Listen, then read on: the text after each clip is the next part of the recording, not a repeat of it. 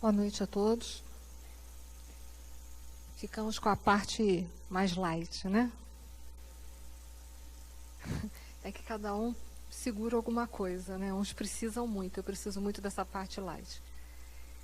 Nós vamos agora, num segundo momento, fazendo link com a frase do Manuel Flomeno de Miranda, que o Luiz deixou para a gente ali no slide dele. A cura da obsessão, ela está dentro de nós. Então, a solução do problema, ela parte de cada um de nós. Agora, a ajuda, ela é externa.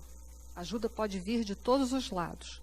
Pode vir do amigo, vai vir muitas vezes do consultório do médico, do psicólogo, do psicoterapeuta, do psiquiatra, da casa espírita. Mas a solução dos nossos problemas, ela vai estar dentro da gente, e é o que a gente vai abordar nesses últimos minutos que a gente vai conversar. A casa espírita, ela oferece uma gama de terapêutica para nós, no que tange as questões da obsessão. Portanto, a gente sabe que a obsessão é sempre o resultado de uma imperfeição moral que dá acesso a um mau espírito, ou um espírito mau. Então, se a gente sabe que a obsessão ela é resultado dos vícios que habitam ainda dentro de nós, ou seja, essa é a porta aberta que nós estamos deixando, que é exatamente a nossa imperfeição moral, nós temos que começar a fechar essas portas. E é por essa razão que a solução ela está dentro de nós. Porque se algo entra na minha vida, algo ou alguém entra na minha vida, entrou por um consentimento. Que é bem verdade que muitas vezes é um consentimento, às vezes, inconsciente. Não importa. Consciente ou inconsciente, essa porta que eu deixei aberta, a responsabilidade desta porta aberta é minha.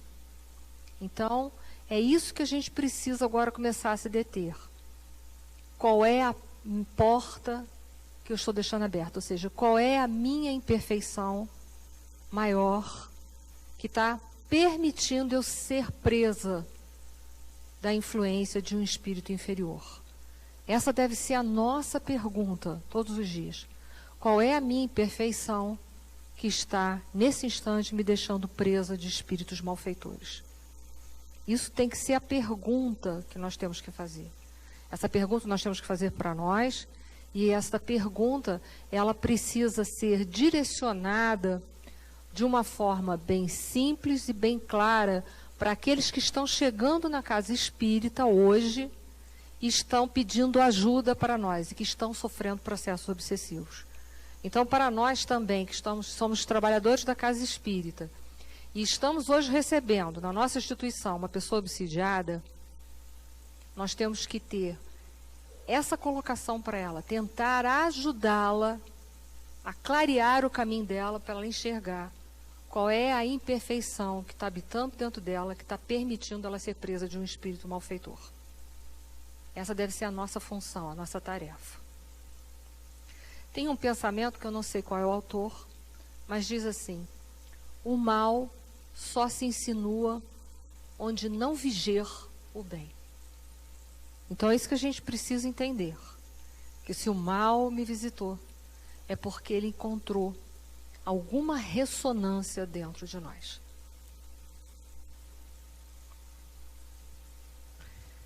Nós vimos lá que a obsessão ela tem graus. E a terapêutica espírita ou do Cristo que nós vamos usar, nós temos que ter uma noção, pelo menos, da onde pode estar essa obsessão que está ocorrendo. Ela é uma obsessão simples, ou seja, é só um espírito que está me incomodando, mas eu tenho noção de que ele está me incomodando, que ele está me irritando, que ele está me prejudicando, que ele está dificultando a minha vida. Ou essa obsessão já é uma fascinação, ou seja, eu já estou com perda do raciocínio, eu já não tenho mais como concatenar, discernir as coisas. meu raciocínio está ficando paralisado, a minha razão está paralisada, e eu já não estou mais entendendo exatamente, não estou tendo senso crítico o suficiente para discernir uma coisa da outra. Ou essa obsessão ela é tão grave que ela já está paralisando a minha vontade e já é, portanto, uma subjugação. No entendimento que, quando Kardec falou da subjugação, que ele falou que paralisa a vontade, nós temos que entender que não paralisa 100% da vontade. Isso é uma coisa que tem que ficar bem clara dentro de nós. Porque senão seria missão impossível sair da obsessão. Assim como nós não temos 100% de livre-arbítrio, porque liberdade absoluta só do Criador, nós também, num processo patológico denominado subjugação, também não perdemos 100% do nosso livre-arbítrio. Então, seria, volto a dizer, missão impossível sair do processo de obsessão, de subjugação. Então, se uma pessoa está sofrendo só uma obsessão simples, primeira coisa que eu preciso orientá-la ou me orientar é da mudança do meu pensamento, como o Luiz Guilherme colocou e focou nos primeiros slides dele aqui. Que o nosso pensamento é uma força mensurável, porque é matéria, ele é capaz de se transportar a ponto de, através de uma telepatia, produzir uma obsessão, a ponto de se criar uma ideoplastia, como a gente viu no caso do Jovino e da... Eu sou ruim de nome de personagens. Adelina, não é isso? Adélia. Vocês sabem que eu não sou boa de nomes, eu sou gravar, né?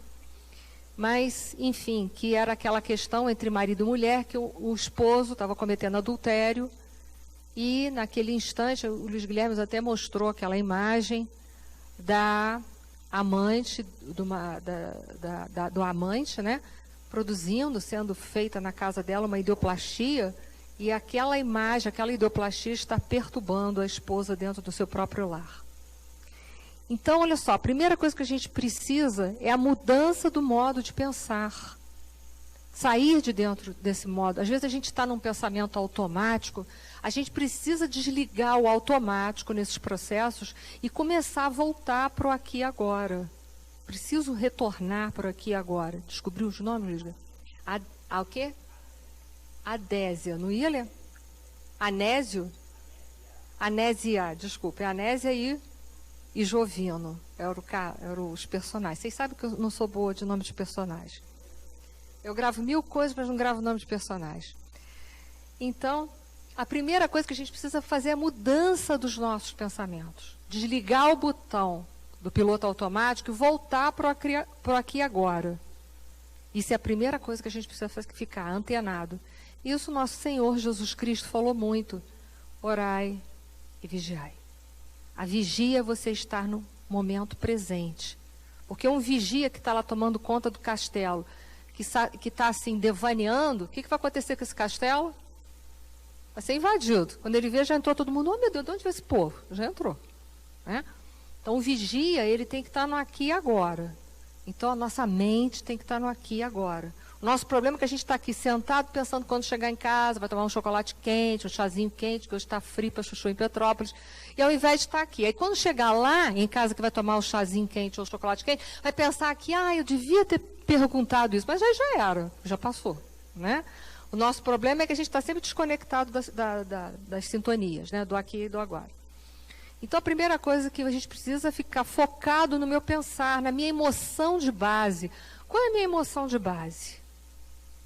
E fazer a oração, criar o hábito de orar ou fazer prece diariamente. Isso já deveria ser um hábito, mas se a gente não tem, a gente deve adquirir. E se a gente sabe que aquele que está chegando na casa espírita não tem, a gente deve mostrar para ele a importância de obter.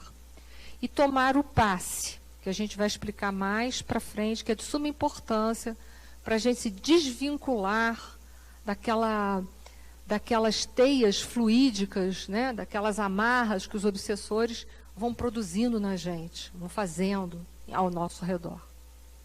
Se a obsessão já tomou um corpo maior e já está como fascinação, são todas essas orientações e mais os outros recursos da casa espírita, que é a implantação do culto do lar, que é colocar o nome na desobsessão, alguns casos vão para o tratamento espiritual, quando a casa possui esse trabalho. Então, é mais essas colocações que deverão ser feitas. Se a pessoa apresentar condições, ela também deverá frequentar as reuniões públicas ou as reuniões de estudos. Aí vai ter que ser visto como está.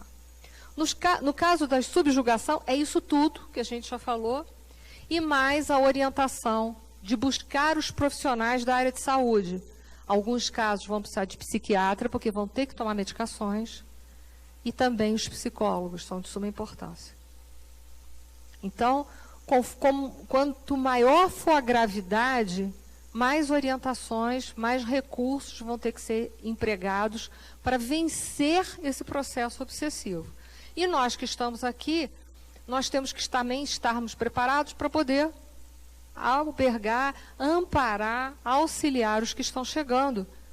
Ok? Então, nós vamos oferecer tudo isso. A gente vai ver isso em passo a passo. Sim, me perdi aqui, tá vendo? Ih, eu fiquei, onde você está? Está encarnada, né?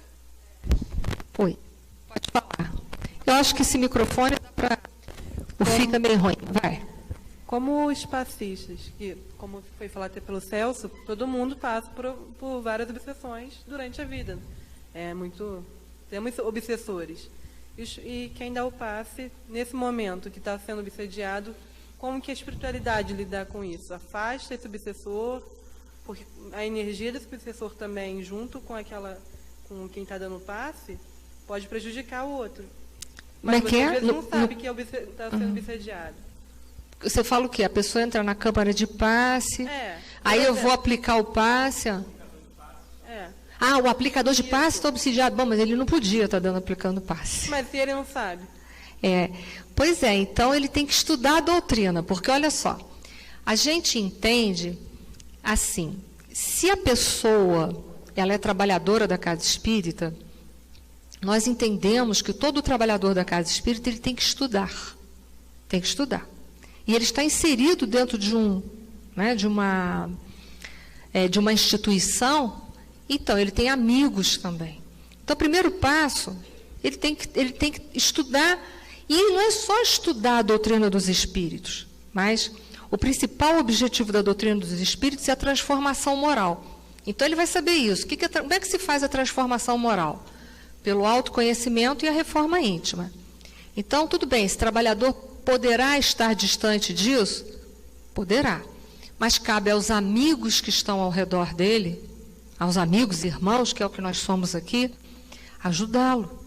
E se ele está numa condição de enfermidade espiritual, porque isso é um caso de enfermidade espiritual, é nosso dever, nossa obrigação envolvê-lo e esclarecê-lo, para que aquela obsessão, que pode ser só uma simples obsessão, ela não tomar corpo, ela não ganhar graus, ela não prosseguir. Então, a gente entende que o trabalhador da casa espírita, se ele está, num momento da vida dele, sofrendo uma interferência espiritual, ele deve, naquele instante, se afastar um pouco desta tarefa, porque existem outras que ele pode pegar, desenvolver dentro da casa espírita, que não vão gerar tanta gravidade quanto dar passe. Para a gente dar passe, como diz Emmanuel, nós temos que estar bem físico, emocional e espiritualmente. Ele já não está espiritualmente. Então, a gente entende que ele pode fazer outras tarefas, ele pode dirigir a reunião, ele pode fazer outras coisas, mas não aplicar o passe. O Celso quer usar a palavra. Acho que ele vai me complementar. Se ele não complementar, eu prossigo. Tá. Veja bem, quando alguém bota o pé ali dentro do portão da casa espírita, já está sob a égide da espiritualidade que aqui trabalha. Mesmo que tenha um irmão nesses casos, e que o Eni falou, tudo está coerente, ninguém vai sair daqui prejudicado. Entende? Mesmo que a pessoa vá lá aplicar os passos, porque ninguém tem ideia da alta cúpula espiritual nas cabines de passe. É tudo orientado, é tudo oferecido da melhor forma possível. E quando a pessoa entra ali, ela já está sob a observação da espiritualidade que aqui trabalha 24 horas por dia, todos os dias. Muitos obsessores, nossos irmãos infelizes, são desligados ainda aqui no salão, na palestra. E quando a pessoa vai lá e recebe um passe, mesmo que nenhum de nós ainda tenha atestado de angelitude, né, mas naquele momento você não está bem, a espiritualidade sabe realmente agir e compensar, porque ninguém entra aqui e sai de uma forma, a não ser que esteja na sintonia, como ela colocou, indevida. Tá? Então, você perguntou por isso também, que eu vi na tua questão, né? Pode. Quer usar o microfone? Se o passista ele não se sente bem naquele dia para aplicar o passe, é conveniente ele não fazer. Uhum. É conveniente não fazer. Tá? Cada um administra a si próprio. Porque teve aquele dia difícil que você, às vezes, eu costumo dizer o seguinte: se você foi a causa do problema, nem deve vir, porque às vezes a gente indevidamente age de forma errada lá fora, e aí a culpa é nossa. Se a gente sofre a ação de alguém que nos magoa, etc., se você conseguiu se equilibrar através da prece, então você já está em condições de oferecer. Entendeu a diferença? Posso? Então, seguindo, a prece, como está lá na questão 479 do Livro dos Espíritos, é um poderoso recurso, desde que não sejam palavras jogadas da boca para fora. A prece tem que vir lá no nosso coração. Não são palavras articuladas, elas têm que estar dentro de nós. E é claro também, ali da colocação que eu botei em negrito dos espíritos, a resposta deles, é preciso, pois, que o obsidiado faça, por sua vez, o que for necessário para destruir em si, olha de novo, voltando para a gente, a causa que atrai os maus espíritos.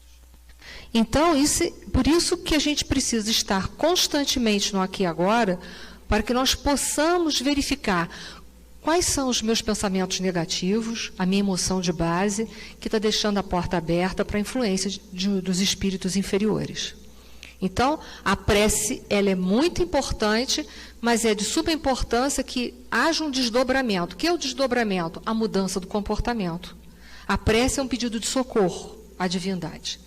E a mudança de comportamento é o meu trabalho, é o meu agradecimento em função do meu pedido. Ah, sim. Tem uma outra pergunta aí. Não, é você mesmo.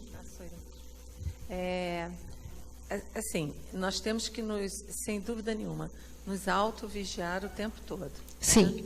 E mesmo que a gente caia na tentação, porque às vezes a gente cai mesmo, de fazer um comentário indevido, a gente voltar imediatamente atrás. Isso. Né? Isso é possível, isso é humano, é do humano nosso aqui. Aí eu pergunto, nós temos os nossos amigos espirituais, que nos acompanham também. Sim, temos os nossos mentores, ou anjos de guarda. Porque o Guilherme veio trazer só os nossos irmãos, mas a gente tem os nossos amigos. Então, eu acredito que eles também, assim... Aí alguém pode pensar assim, mas por que eles não impedem os nossos pensamentos? Isso é uma pergunta que me veio aqui. Porque eles não podem impedir uma lei divina chamada lei de liberdade, que é o livre-arbítrio. Eles podem nos aconselhar, mas eles não podem nos intimar a mudanças. A mudança ela tem que partir de nós, de uma autoconsciência, de um processo. Agora, eles devem ficar muito felizes quando você começa a querer falar algo indevido, né? Sim. Porque isso é muito fácil. Né? Sim. E, de repente, você volta atrás. Sim, isso é a quebrança é o quebrar do automatismo. Porque se a gente está no aqui e agora, a gente começa a quebrar esses automatismos dos nossos vícios, né? De falar mal, de ser violento, de ser desastrado com as palavras. Então, se a gente já verificou, eu comecei a falar isso, eu não devia ter dito, já estou começando a quebrar meu automatismo, isso já é ponto 1 para mim. Um segundo momento, os espíritos, nossos mentores, vão ficar uma alegria infinita. Não tem credit card para eles que compre isso. Porque o tutelado está começando a aprender alguma coisa. Opa, olha aí, já está sinalizando, já está sendo sensibilizado que o bem é importante em todos os momentos. Então, é claro, eles ficam vibrantes, né? Só para complementar isso que a Elisete falou, eu acho que a semelhança de um comida aquilo, um self-service, né? Você vai lá, você tem a área de salada, você tem batata frita, você tem o purê de batata. Né? Então, você tem comidas oferecidas, vamos dizer assim, pelos espíritos trevosos e pelos mentores, vamos dizer assim. A escolha é sua, você coloca no prato aquilo que você quer. E você acaba abraçando, através do sentimento de desejo, né, de querer se aproximar, ou do aconselhamento do seu mentor, ou dos seus desejos, e vai ser insuflado pelos espíritos obsessores. Eu gostei desse negócio da comidinha aquilo. Eu ia ficar assim, sai o obsessor batata frita, sai o obsessor... Tem uma pergunta lá atrás. Faz favor para mim, tem uma pergunta lá atrás da nossa irmã.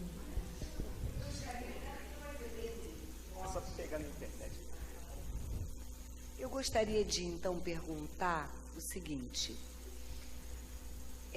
Se a partir do momento em que eu vivo o momento presente, o momento agora, que me traz a consciência daquilo que eu não devo falar ao meu próximo, isso traz para mim um bônus de evolução espiritual que vai me garantir o próximo passo?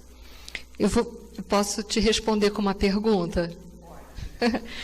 Olha só, se você agora, nesse instante, fizer o mal, você está fazendo o quê? Acrescentando alguma coisa negativa na sua vida? Você está? Claro. Tá. Se você faz um bem, você está acrescentando um bem danado. O problema nosso é que a gente dá muito valor ao mal, faz o mal, fica investindo, pensando naquilo a vida inteira. E não sabe valorizar as pequenas coisas boas que a gente faz na vida. Nós não sabemos, mas os nossos mentores sabem. Então, a gente tem que também começar agora a voltar o foco. Eu fiz uma coisa boa, olha que coisa boa. Eu estou menos pior do que ontem. Ou eu estou menos pior do que 5 minutos atrás. É muito bom ser bom, dá uma alegria danada. E é isso que a gente tem que começar a fazer na nossa vida. Parar com esse negócio, mas isso aqui é uma coisinha de nada. Que coisinha de nada? O que? O bem é uma coisa imensa. O bem é a verdade, o mal é a ilusão. Então, por que não investir no que é bom? Você falou bom dia para uma pessoa que passou ao seu lado. Tem gente que de manhã já acorda latindo e rosnando. Já está mal-humorado o dia inteiro. Tem gente que passa pelo pessoal da Condep e não fala bom dia. Tem gente. Se a gente não tivesse aquela gente, a nossa cidade estava uma imundície. Não fala bom dia para o porteiro, se não tivesse porteiro. Né? Então, assim, são essas coisas que a gente precisa começar a valorizar as pessoas, enxergar que elas são gente, não importa em que posição social que elas se encontram. Isso já é um passo para a gente. Valorizar todas as coisas boas. Hoje de manhã eu fiz uma prece, foi só 5 minutos, mas eu fiz. Eu poderia não ter feito, mas eu fiz. Isso é ótimo, continuem assim. André Luiz, complicando um pouco a nossa vida, em Mecanismo da Mediunidade, ele fala um pouquinho sobre a prece.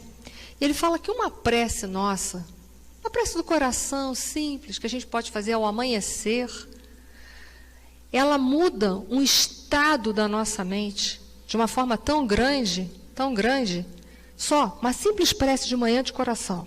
Uma prece pequena, não é prece de meia hora, não. Uma prece de 1, 2 minutos, mas do nosso coração. Ele diz que isso muda, está lá, o estado de atenção ou tensão pacífica, em virtude de reflexão ou oração natural, que é a nossa oração da manhã. O campo dos pensamentos exprimir-se-á em ondas de comprimento médio ou de aquisição de experiência por parte da alma, correspondendo à produção de luz interior. Vamos traduzir? Aquela oraçãozinha que eu faço de manhã, simples, mas de coração, que é natural. Isso vai provocar a agitação dos elétrons, dos meus elétrons mentais. Porque A mente ainda é matéria em outro estado, não nesse estado de tangibilidade, mas de imponderabilidade. Ela vai provocar uma agitação nos elétrons. E nós sabemos que, por comparação da nossa física aqui, das leis da física, da nossa dimensão que nós conhecemos, quando os elétrons se agitam, eles vão fazer mudança no estado da matéria. O que é o estado da matéria? Aquilo que a gente conhece, simples, né? Sólido, líquido e gasoso. Não vamos falar dos outros, não. Só desses. Então, de manhã eu faço uma prece de coração simples, que não demorou 2 horas, foi às vezes 1 ou 2 minutos, mas foi de coração. Eu vou promover a agitação dos meus elétrons mentais e vou mudar o estado tanto da minha mente, porque eu estou em comunhão com Deus, que é meu Pai, que é meu Criador, e ao mesmo tempo vai mudar a vibração do meu perispírito. Lembra que o Luiz falou para a gente agora, o Luiz Guilherme falou, logo no início do perispírito, que o nosso perispírito fica impregnado das coisas boas ou ruins que emanam da nossa mente. Eu vou mudar o estado do meu perispírito, fazer com que ele fique menos pesado e grosseiro. E com isso também eu vou mudar o quê? De sintonia.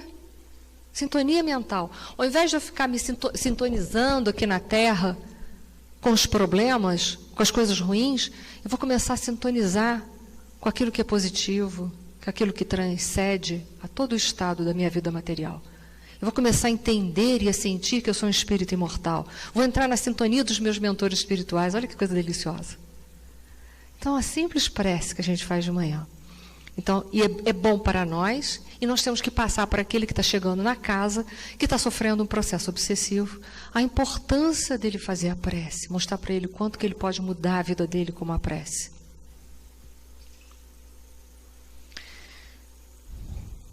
Saindo um pouquinho do André Luiz, mas indo na direção da psicologia transpessoal, cujas obras da Joana de Ângeles trabalha muito bem com esses conceitos da psicologia transpessoal. No livro do Alírio Cerqueiro Filho, que é um psicólogo, um psicoterapeuta transpessoal, ele não é psicólogo, ele aborda no capítulo 5 do livro Psicoterapia à Luz do Evangelho de Jesus, ele vai falar sobre a oração. Então, numa abordagem mais psicológica, o Alírio diz lá que a oração provém do Espírito. Claro, quando eu estou orando, sou eu, o Espírito, que estou fazendo a oração. Mas ele diz que é o meu eu profundo, ou num linguajar mais junguiano, o self, ou ser essencial para a psicologia transpessoal. Naquele instante que eu estou orando, eu, que sou espírito imortal, eu estou buscando essa comunhão com nosso Pai. Essa é a nossa finalidade. Porque Deus já está ligado conosco 24 horas. Mas o problema é que nós não estamos conectados a Deus 24 horas. Porque nós é que ficamos com o nosso pensamento oscilando, uma hora oscilando para os problemas materiais, terrenos, tudo problemas dessa dimensão que um dia vão acabar, porque não tem existência eterna. Então somos nós que temos que nos conectar com a divindade. Esta energia de amor, porque a prece é uma energia de amor, inicialmente de auto-amor, porque o primeiro a ser beneficiado com a minha prece, quem é? Eu mesma que estou fazendo a prece. E depois, se eu estou fazendo essa prece para alguém, aí sim vai na direção daquela outra pessoa. Mas quando eu oro, a primeira pessoa a ser beneficiada sou eu. Então, essa energia de amor vai formando, segundo a psicologia transpessoal e o Alírio, frestas na camada de energias densas ou sombrias que é composto pelo nosso ego. Agora vamos ver que treco é esse, ego, o que é ego? Diz a psicologia transpessoal que nós, seres essenciais, espíritos imortais, nós somos envolvidos por 2 camadas de energia densa, denominada ego. Ou seja, essas camadas do ego, elas vão formar as 2 chagas da humanidade, que está na questão 913 do Livro dos Espíritos. Quais são as 2 chagas da humanidade? Egoísmo e orgulho. São as 2 chagas da humanidade. São elas que nos deixam presas aos ciclos reencarnatórios de dor. E é claro que egoísmo e orgulho não pode ser uma energia sutil, tem que ser uma energia densa, sombria. Porque essas são as 2 chagas da humanidade que nos deixam acorrentados aos ciclos reencarnatórios de dor. E se foi isso que nós viemos fazer aqui, nos libertar do nosso egoísmo e do nosso orgulho, viver a nossa essência, porque a nossa essência é o quê? É o amor. Nós somos filhos do amor. Todos nós aqui nessa sala e todos nós que estamos lá, as pessoas que estão nos ouvindo, nós somos filhos de Deus, nós somos filhos do amor. Todos nós trazemos essa essência dentro de nós, essa semente. Mas é uma semente. Cabe a quem desenvolver essa semente? Quem? Nós, através do nosso trabalho de autoconhecimento e reforma íntima. Então, diz a psicologia transpessoal que quando nós oramos, quando nós nos conectamos de verdade com o Pai, não aquela prece de boca, mas aquela prece de coração, nós vamos abrindo essas frestas aí que eu tentei fazer, esse negócio azul ali, viu? Fazem de conta que são as frestas. Nós vamos abrindo mais frestas dentro dessas camadas egóicas, denominadas orgulho e egoísmo. Nós vamos abrindo essas frestas de luz, de amor, e nós vamos levando luz para o nosso lado sombrio, para o nosso lado ainda negativo, para os nossos vícios ainda, denominados orgulho e egoísmo. Então, cada vez que nós oramos, nós vamos limpando um pouco mais essa camada ao nosso redor, na esperança de que um dia nós já estejamos completamente em comunhão com o nosso Pai. Não só no momento da prece, mas em estado de prece, ou seja, ligado com o Pai às 24 horas. Mas enquanto não, cada prece que a gente faz, a gente vai limpando um pouco, desanuviando um pouco essas duas camadas grosseiras que estão ao nosso redor e que são produzidas por nós mesmos. E aí o Alírio fala também sobre a prece por outrem, porque muitas vezes as pessoas me perguntam, eu devo orar por quem está obsidiado? Deve sempre, sempre, eternamente. Ah, mas ele não está nem aí. Ore por ele, ore por ele. Porque cada vez que eu oro, diz a psicologia transpessoal, eu estou enviando através dos meus pensamentos, o quê? A energia de amor, de paz, de esperanças para essa pessoa. Que vai ficar o quê? Ao redor daquela pessoa que está obsidiada. Na psicosfera dela, vai ficar ali, ao redor. E todo mundo, lembra que eu falei para vocês que a gente nunca perde a nossa autonomia totalmente, a nossa liberdade? Nós não perdemos a nossa vontade 100%. Todo mundo tem pelo menos 1 segundo ou 2 de bondade durante o dia, por pior que seja. Então imagina, estou enviando aquela energia de amor para aquela pessoa, tudo bem, está ali. Ela não está nem sentindo. Mas vamos supor que naquele dia, olha só, elas estão andando na rua, uma pessoa tropeça e cai. Eu estou lá, estou obsidiada, vou lá, ajudo a pessoa a levantar. Fiz o meu minutinho de caridade?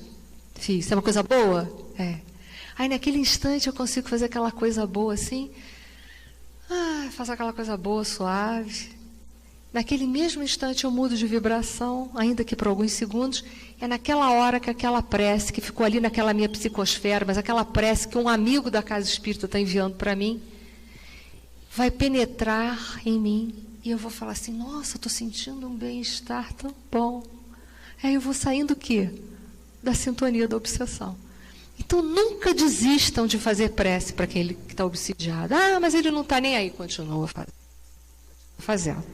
Porque vai ser naqueles minutinhos de bondade, ou uns minutinhos de pensamento bom dele, que a minha prece vai penetrar mais profundamente no coração dele. E aí vai levar luz para o mundo interno, e aí ele vai conseguir ver um pouco melhor os momentos que ele está vivenciando.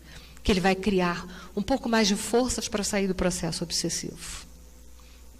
Isso é o que nos diz, depois se vocês quiserem, a fonte bibliográfica está aí.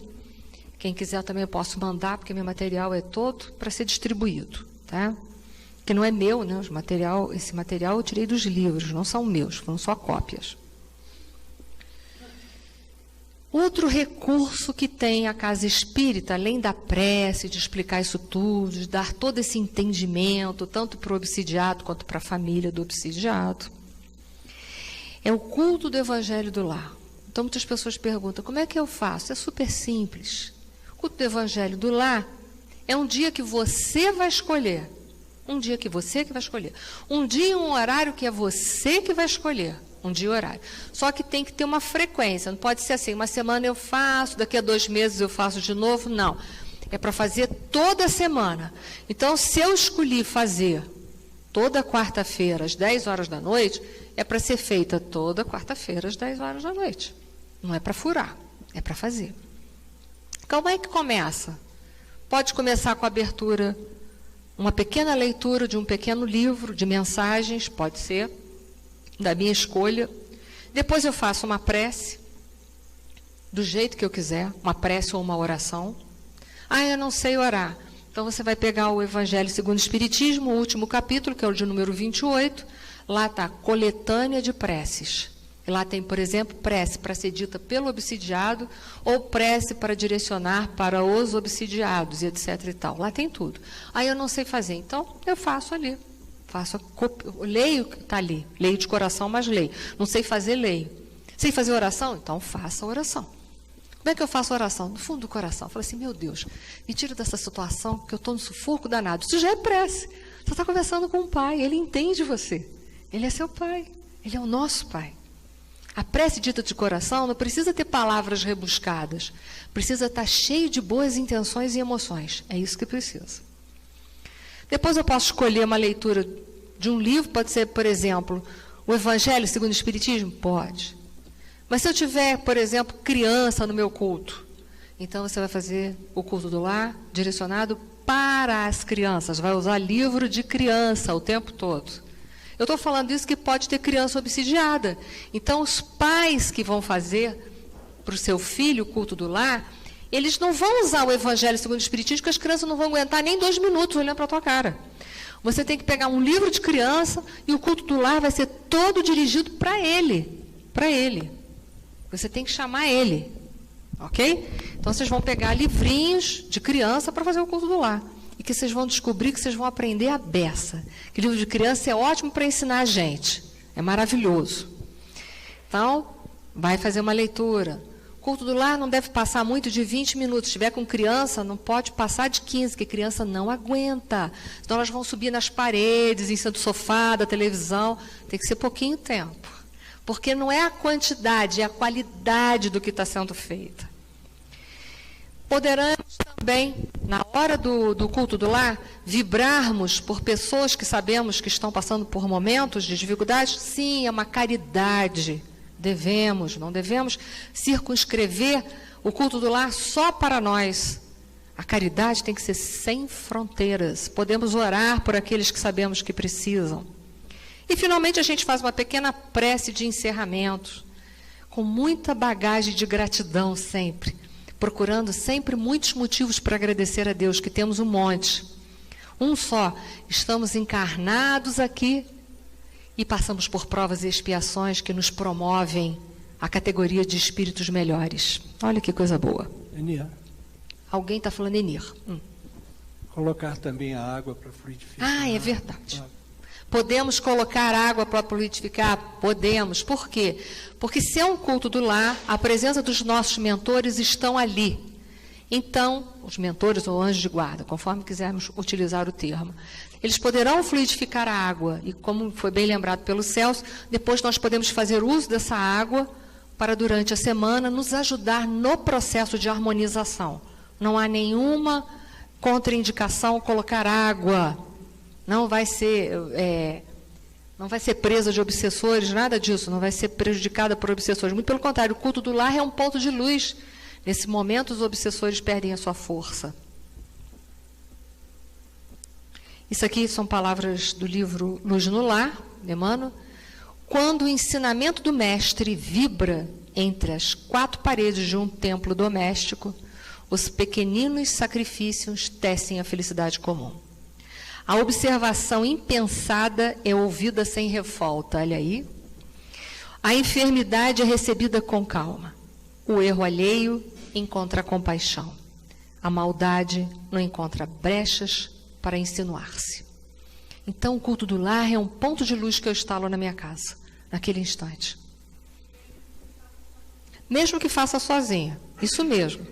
Mesmo pode fazer sozinho? Pode. Eu já faço meu culto do lar há mais de 30 anos sozinhos, porque eu não venho de família espírita. E faço toda semana, eu faço meu culto do lar. Então, pode fazer sozinho? Pode.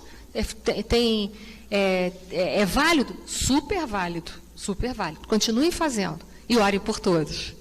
Nós somos todos uma grande família. Não vai faltar nada, né? O mundo espiritual está com a gente, nossos obsessores também ficam ali.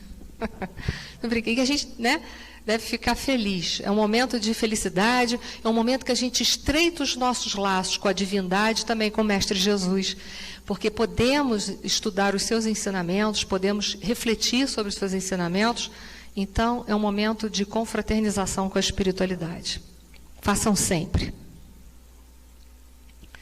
Outro recurso, esse a gente não gosta muito, é o aprimoramento íntimo, que foi muito explorado por Santo Agostinho na 919A de O Livro dos Espíritos. Santo Agostinho, todo dia, no fim do dia, o que ele fazia? Uma reflexão de tudo que ele fez naquele dia, nos ensinando que nós também devemos fazer. Tem gente que fala assim para mim: Eunice, se eu deitar na cama, eu durmo. Faz em pé. Em pé a gente vai ter medo de cair e quebrar o nariz. Então faz em pé a reflexão e depois faz a prece. Não tem ninguém? Não, tem sim. Eu conheci um amigo que dormia em pé dentro dos ônibus da Única. Não sei como é que ele conseguia, mas vamos lá. Faça a prece em pé. Não encoste em lugar nenhum, que é para não ter chance de amolecer. Faça a mesma reflexão em pé. Eu já estou muito cansado. A gente não está tão cansado, que se for para ligar a televisão para ver Netflix, a gente fica até 2 da madrugada. Então, escuta só. Desliga a televisão e faz a sua reflexão. Sabe por quê? A sua reflexão está computando na sua evolução espiritual. Então, faça isso. É bom mesmo. Bom para todos nós. Refletir sobre os nossos dias. Qual foi a minha emoção de base? Por que essa pessoa me causou essa emoção e a outra me causou outro tipo de emoção? Por que eu fiquei irritado com isso e não fiquei com aquilo?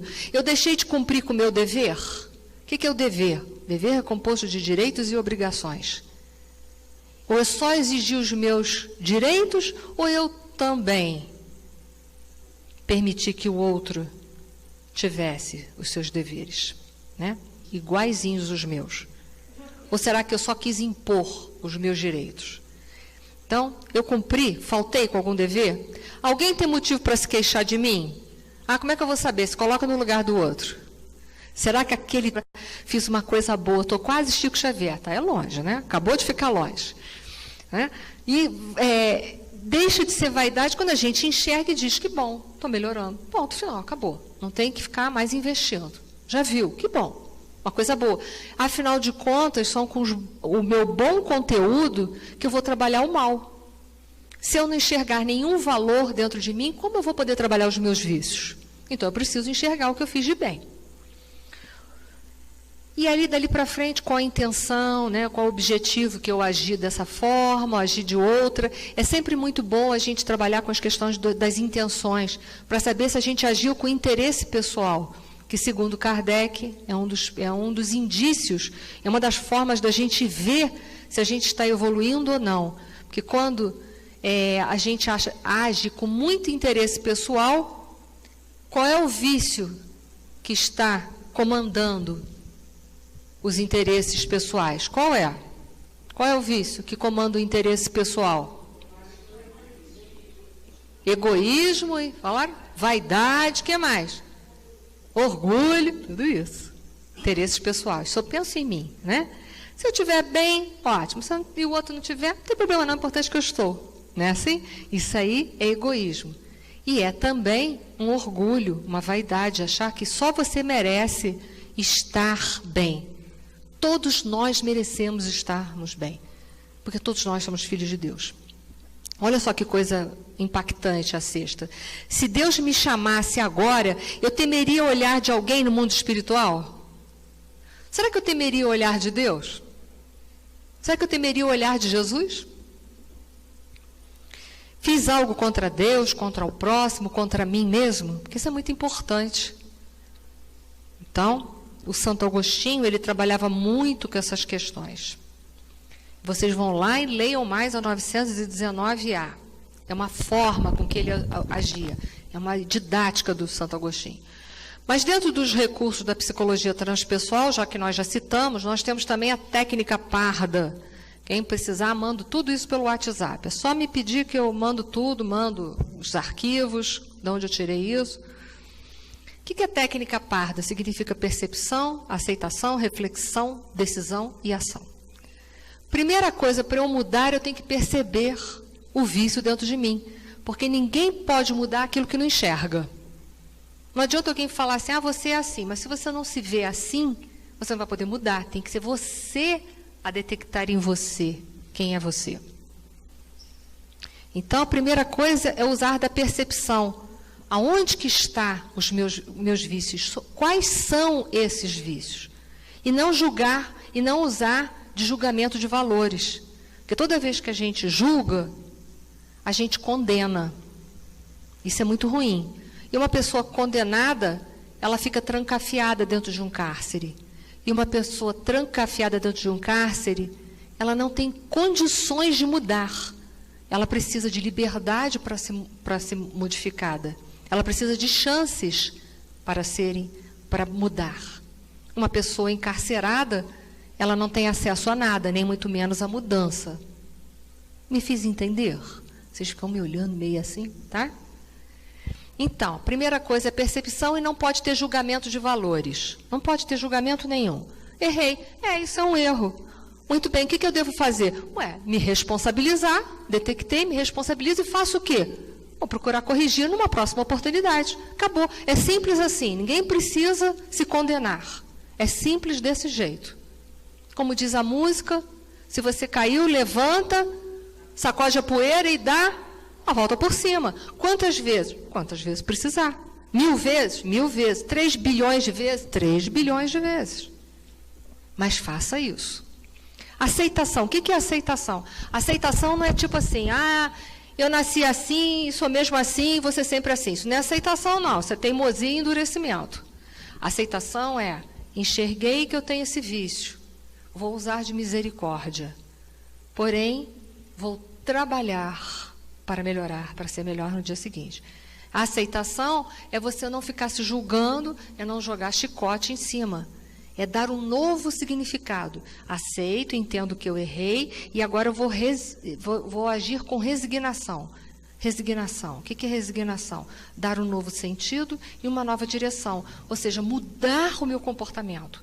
Da próxima vez, eu vou ficar mais antenada e vou procurar não agir da mesma maneira, mas vou procurar ser uma pessoa melhor. Para eu ser uma pessoa melhor, em que espaço-tempo eu devo ficar? Passado, presente ou futuro? Presente. Então, eu tenho que estar sempre antenada em quem? No meu comportamento, nas minhas emoções.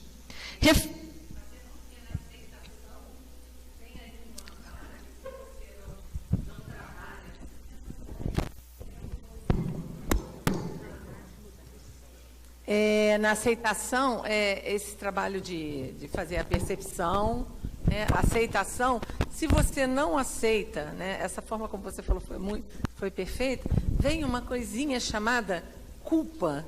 Isso. Que acaba com a gente. Perfeito. Acaba com a gente, a culpa. Se a gente não aceita que a gente é imperfeito e pode melhorar. O Alírio, ele costuma falar que quando não tem aceitação, você cai na culpa ou na desculpa. Na culpa, eu faço um julgamento de mim mesma e me encarcero. E na desculpa, eu digo que eu me justifico, eu digo que eu sou assim por causa dos outros, eu agi assim por causa dos outros, aí eu me desculpo, me exonero de todo o erro e sigo em frente como se isso fosse possível, uma ilusão. Então, nem culpa nem desculpa. Qual é o caminho? A autoconsciência, o responsabilizar-se pela parte que é sua e a mudança. E deve ser sempre assim. Esse deve ser o nosso processo dentro de nós. E isso é aceitação. Porque nenhum de nós aqui, ou pelo menos a grande maioria de nós, melhor dizendo, nós não somos ainda espíritos com uma bagagem muito grande. A maioria de nós somos espíritos imperfeitos. Eu falo por mim, pelo menos. Então, nós cometemos erros. Então, se nós cometemos erros, nós somos imperfeitos, se nós somos imperfeitos, nós, numa vida de relação, nós não erramos sozinhos. O outro não erra sozinho comigo, nem eu erro sozinho com o outro, se ele for imperfeito. Nós temos uma porcentagem de responsabilidade. Prefiro usar a palavra responsabilidade do que culpa. Então, pode ser que eu não tenha Eu não tenho 100% dessa responsabilidade, mas talvez eu tenha 90%, 80%, 70%, 50%, 30%. Qual é a minha porcentagem? É essa. O que eu vou fazer com isso? Mudar. E a porcentagem do outro? Bom, do outro é problema do outro. Para quando o outro quiser ou puder modificar. Nós temos que parar de criar expectativas em relação às pessoas. Para sermos felizes, não dependemos de mudança de ninguém. Dependemos da nossa mudança. Só isso. Ponto final. E aí que vai a reflexão, porque a reflexão vai me ajudar a decantar isso daí. O que é meu, o que é do outro? Aonde que eu estou errando, o que é meu, o que é do outro? Eu preciso desse processo de reflexão. Aí a gente volta a São Agostinho, lembra? Que todo dia ele fazia reflexão. Senão eu nunca vou saber qual é a minha porcentagem. Em alguns momentos eu posso me culpar. Então é 100% meu? Não, claro que não, sai dessa culpa. É 100% do outro? Não, para com essa desculpa. Qual é a sua porcentagem? Você tem a sua porcentagem. Corrija a sua porcentagem. Corrija a sua porcentagem. Seja maduro o suficiente para saber disso e fazer isso. E tomar uma decisão. O que é tomar decisão? Vou modificar. Quando? Agora. De que jeito? Vivendo no aqui e agora, todo dia. Porque não adianta eu tomar uma decisão assim, ano que vem, quando começar o ano, eu começo. Né? Aí chega dezembro, a gente não começou ainda. Aí de novo, não, mas quando fizer a virada do ano, eu começo. Não, começa agora. Quando é para começar? Agora. Decisão é decisão. O que não for decisão, você está empurrando com a barriga. Você está empurrando para frente. Decisão é agora. Vou mudar o quê? Agora. Claro que eu sei que essa mudança requer tempo. Mas a decisão tem que ser agora, uma decisão lúcida de começar. E fazer a ação de mudança. A ação é o quê? Todo momento. Então, eu tomo a decisão e vou praticando a ação. Como? Como eu faço isso? Como eu ajo? Como eu vou agir em relação aos problemas que eu tenho que enfrentar para fazer a mudança? Eu costumo dar o exemplo do prato de sopa quente. Como é que vocês comem o prato de sopa quente? Pelas beiradas. Vocês tacarem a colher lá no meio, vocês vão queimar a língua e feio. Então, eu vou começando pelas coisas mais simples dentro do meu processo de mudança. Porque depois que eu enfrentar o simples, eu vou estar fortona. É tipo academia. Primeiro a gente começa com os pezinhos leves, para depois chegar lá aos 50, 100 quilos. Então, você começa as coisas light, porque depois que você tiver que enfrentar lá o miolo do prato, aí o miolo da sopa já vai estar o quê? Frio. E aí já vai estar tranquilo para resolver os problemas. É assim que a gente faz. A gente não começa pelas coisas mais complexas que tem. E isso também a gente tem que fazer na gente e orientar a pessoa que está chegando na casa espírita com processo de obsessão da mesma forma. Uma coisa de cada vez. Você já está conseguindo orar. Bom, já é um passo, não é? Já é conseguindo orar. Daqui a pouco você consegue fazer o culto do lar. Daqui a pouco, quando vê, você já está mudado. É uma coisa de cada vez. Tem que valorizar o bem que a pessoa traz dentro dela, as coisas boas. E aí tem o passe água fluídica. Como é que será que o passe age na pessoa que está obsidiada? Quando a pessoa está sofrendo um processo obsessivo, não importa o grau, ela fica meio que envolvida em fluidos negativos, que são provenientes de quem? Do obsessor que te quer mal ou que quer alguma coisa de você. Então, você fica com aquelas energias negativas, aqueles fluidos negativos ao seu redor. O que faz o passe que você toma lá naquela câmara ali dentro? O passista que vai aplicar o passe, ele vai dispersar, ele vai limpar um pouco essas coisas horríveis que estão aqui do lado. Gente, eu botei uma coisa bem assombrosa, né? Vai limpando isso, ajudando a limpar. Aí, quando você sai ali da câmara de passe, você está com uma visão mais clara das situações, para fortalecer a sua vontade, para ter um discernimento maior da problemática que você está vivendo, para te ajudar com tudo isso, a você poder fortalecer o seu processo de mudança interior, de reforma íntima. Então, o passe, ele vai te ajudar a ter lucidez para a construção do quê? Da sua reforma íntima. Ele vai te ajudar para você ter mais lucidez, para você construir sua reforma íntima. Mas quem é que pode fazer a nossa reforma íntima? Somente nós. Ninguém mais além de nós. Então, o passe, ele ajuda. Tem uma pergunta aí. Use o microfone, fique à vontade, que só quem está aparecendo aqui sou eu. Eu gostaria de saber se esses fluidos negativos têm relação com miasmas. Sim, são os miasmas que vocês utilizam. Sim. E aí você vai limpar, o passe limpa um pouco isso. É claro que depois você tem que manter o pensamento para não sujar a casa de novo. Mas a gente sabe que dentro desse processo da obsessão, ele vai requerer mais vezes. O passe vai ajudar a limpar, mas a gente ainda sai daqui e não está com o pensamento totalmente fortalecido. Aí a gente suja um pouco. Mas a gente volta o quê? Depois de novo vai tomando passe. Mas a gente tem que fazer o quê? A reforma íntima para depois manter a limpeza do passe. Então, sim, é isso mesmo, são os miasmas. Tá? Posso? E a água? Olha só, a água é um elemento material, um elemento da nossa tabela periódica, a água, um elemento físico que é muito magnetizável. Então, quando a gente vem aqui à casa espírita, que a gente traz a nossa água para ser fluidificada, os bons espíritos, trabalhadores que aqui estão, que trabalham para o bem, eles vão colocar ali remédios, substâncias para nos ajudar no processo de recuperação, para nos ajudar, para nos fortalecer. Porque todo processo obsessivo, nós já vimos aí, o Luiz Guilherme falou para a gente é sugado de alguma maneira. Quanto mais grave é o processo obsessivo, mais sugados nós somos. Mas os obsessores tiram um pouco da nossa energia. Então, a água magnetizada ou água fluidificada, que a gente chama, nós vamos levar para a nossa casa e vai ser o remédio que nós vamos tomar durante a semana, o nosso remédio fluídico que nós vamos tomar durante a semana, que nós podemos tomar junto com os nossos medicamentos que os médicos terráqueos prescrevem para a gente, e ao mesmo tempo a gente vai estar cuidando do corpo e do espírito. Então, a água fluidificada ela é de suma importância porque ela vai trazer um fortalecimento maior também, vai ajudar. Então, devemos trazer a água para fluidificar. Foi? Então, é mais um recurso. Um outro recurso é a explanação do Evangelho, ou, se nós preferirmos também, o tratamento espiritual que poderá ser feito. Vai ser um dia, uma hora, por exemplo, a nossa casa tem o tratamento espiritual, que são todas as terças-feiras. É você, né, Luiz Guilherme, que faz um trabalho de leitura de páginas, né, da Joana de Ângeles. Fala aí para a gente, explica. Às 6 horas a gente tem o curso contínuo de autodesobsessão, e a gente tem utilizado as obras da Joana de Ângeles. Aí depois a gente faz as leituras durante a reunião, né?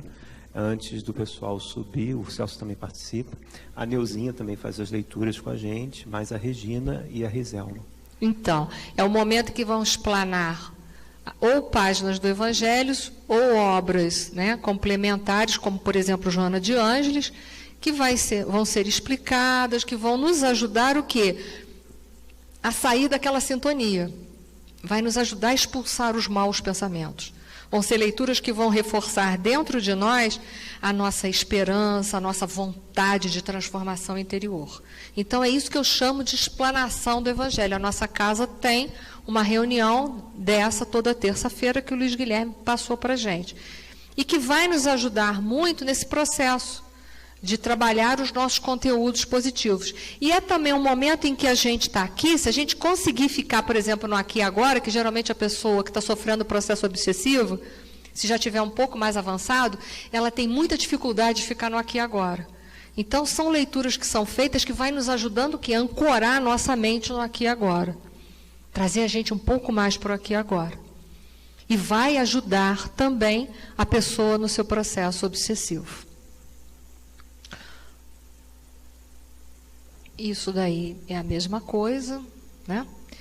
E também outro recurso que a Casa Espírita oferece à pessoa que está sofrendo um processo de obsessão. É a reunião de irradiação mental. O que é isso? A irradiação mental é uma reunião privativa de vibração em conjunto para irradiar energias de paz, de amor e de harmonia, inspirada na prática do Evangelho à luz da doutrina espírita, em favor de encarnados e desencarnados, porque há vários tipos de obsessão, carentes de atendimento espiritual. Essa reunião existe, ela está sendo realizada aqui, agora. Começou hoje às 8 horas da noite na nossa casa. Então, é mais um recurso que a pessoa tem. Enquanto a gente estava aqui embaixo fazendo o curso, a reunião estava acontecendo no segundo andar da casa. É uma reunião que a casa também tem. Toda sexta-feira começa às 20 horas. Lá os trabalhadores se reúnem e irradiam o pensamento direcionado para as pessoas que estão com problemas, podem ser até de ordens físicas também, ordens espirituais, irradia pensamentos de paz, de amor, de esperanças, até aquelas pessoas que estão sofrendo o processo. Então, a casa também tem esse trabalho, também é feito por uma equipe de trabalhadores da nossa casa. Esclarecimento doutrinário. Essas reuniões ocorrem também, são chamadas reuniões de desobsessão, que também tem na nossa casa, que é a terça-feira, começa às 8 horas da noite, tá certo? Então, é uma reunião privativa, não é reunião aberta, em que são orientados os espíritos obsessores que comparecem, que podem comparecer naquelas reuniões. Tem uma pergunta ali. Pode fazer, por favor. Peraí. Faz para todo mundo ouvir, que às vezes a tua dúvida é de todos. Ah, sim. Está dando diferença, né? Sim.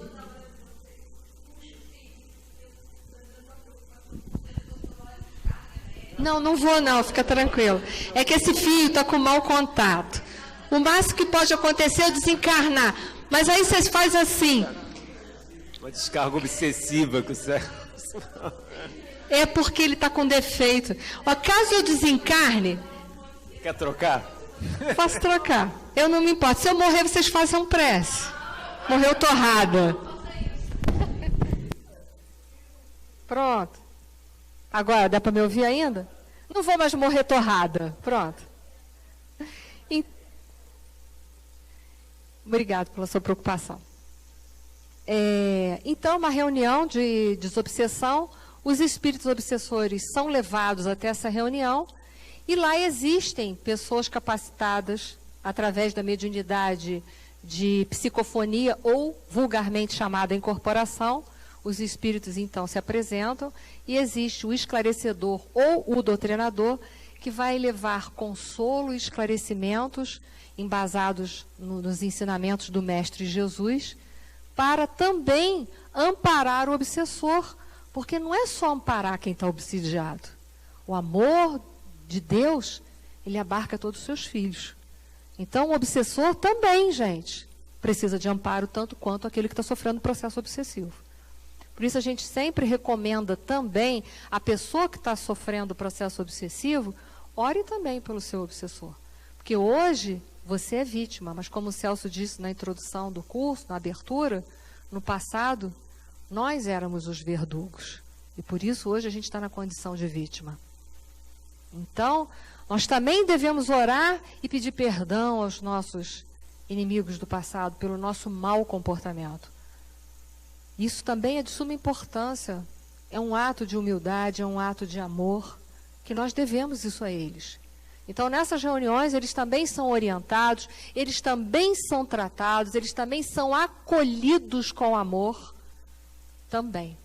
Então, não a casa espírita, ela não atende só quem está chegando com processo obsessivo, mas atende também ao obsessor com tanto amor, tanto quanto é atendido aquele que está chegando na casa com processo de obsessão, envolvidos pelos processos de obsessão. Nós já falamos sobre isso, explicamos como é que funciona. Esse slide está repetido. E, finalmente, a gente já está nos nossos últimos minutos. Qual é o papel da família? O papel da família deve ser de compreensão e de amparo. Nós sabemos que nós não nascemos na família A ou B por um acaso. Nós sabemos disso, não é isso? Então, quem garante que A pessoa obsidiada que está na nossa família, nós também no passado não contribuímos para esse processo obsessivo. Não sabemos. Isso é uma questão, é um questionamento. Não estou dizendo que todos os casos são assim. Veja bem, não estou dizendo isso. Mas quem garante que nós também não fomos cúmplices desses processos? E que hoje a bondade e a misericórdia de Deus nos chama para nós ampararmos tanto o obsidiado quanto o obsessor. Então é importante o papel da família, é importante que a família esteja junto, entendendo que esse processo obsessivo não é uma coisa isolada de quem está sofrendo o processo obsessivo. Ele também me diz respeito, pode ser que não seja diretamente, mas pode ser que seja indiretamente. Então a família tem que participar junto, a família tem que dar força, a família tem que orar junto, a família tem que incentivar o culto do lar, a família tem que incentivar o tratamento, tanto espiritual daquele paciente, como o tratamento, às vezes, psicológico ou farmacológico que aquela pessoa vai precisar. Então a família tem que estar junto disso, entendendo que o acaso não existe. Ninguém nasceu naquela família por um acaso. Nada ali por um acaso. Então, é de suma importância o papel da família, sim. Agora você está sem microfone, você me deu...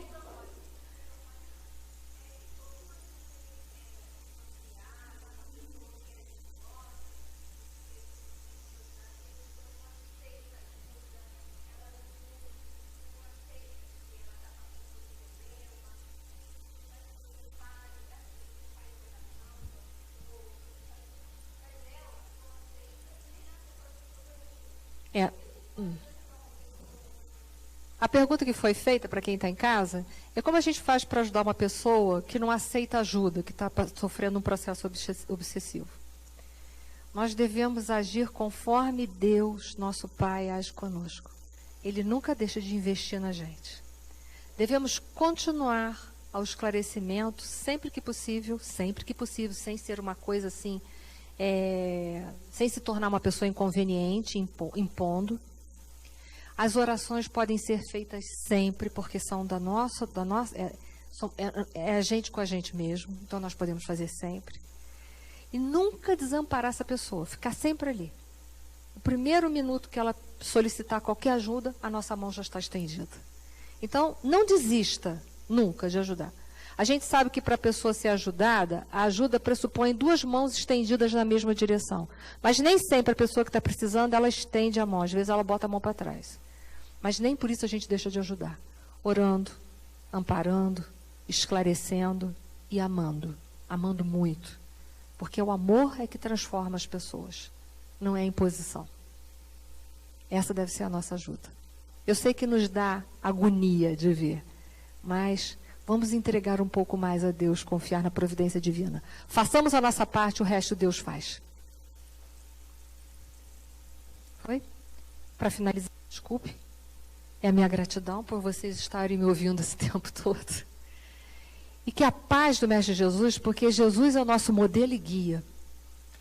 Se nós tentarmos viver o Evangelho da melhor maneira que dermos conta, nós sofreremos menos processo obsessivo e, ao mesmo tempo, seremos mais úteis àqueles que estão ao nosso redor e que passam por problemas de obsessão. Julgar as pessoas, jamais. Jamais. Porque hoje nós podemos estar numa condição de ajudar. Amanhã, quem sabe nós não vamos precisar sermos ajudados. Nós não estamos imunes a processos de obsessão. Enquanto estivermos na categoria de espíritos imperfeitos, somos passíveis de obsessão. O dia que passarmos dessa categoria, não seremos mais. Mas enquanto estivermos, somos passíveis. Por isso, julgamento jamais. Amor, sempre. Caridade, sempre. Compreensão, sempre. Misericórdia, sempre. Muito obrigada.